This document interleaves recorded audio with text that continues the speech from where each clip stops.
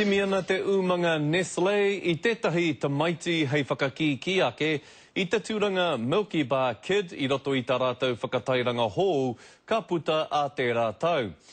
Ko tahi ana ke te Māori kua uru ki ngā whiringa whaiti. Hi, I'm Milky Bar Kid and I'm going to find the big bad bears and run them out of town. I te tirohanga kanohi he tauira noi ho tēnei no te kura kaupapa Māori o te koutu ki Rotorua. Engari tērā pēr ko te tamaiti Milky Bar hou te mutunga mai.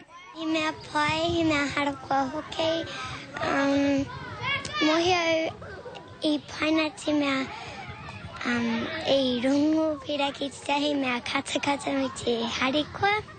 Kua urua hine tāpora sho ki ngā whiringa whaiti o te whakataetai Milky Bar Kid, kia whakaahua tia ia ki ngā whakatairanga hou a te rātau.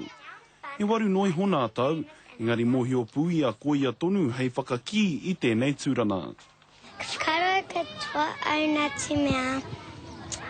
I mahi pai au whakaro rātou I tino whai oku mahi. I mahi tika au hoki. It's the Milky Bar Kid! I te tau waru te kau I puta ai te whakatairanga tuatahi o Nestlé. A mai anō I te tuaiwa o here turi kōka I rapu ana a Nestlé I tētahi tamaiti hou, mā te whakatū whakamātautau ki nā taone hurinoa I te motu. Aha kua tōna pai ki nā kāmera, tērā anō e tahi kurakuraku. He mahi tino ua wana te mea. I tahi wā I wariwari o ngā kupu I awa matuku hoki. Kei te marea te tikana ki te pōti mo te tamaiti e rata ana ki a rātau. Hei te kauma iwa o te marama e tū mai nei, ka whakatau hia ko ai te tamaiti Milky Bar hou. The Milky Bars are on me!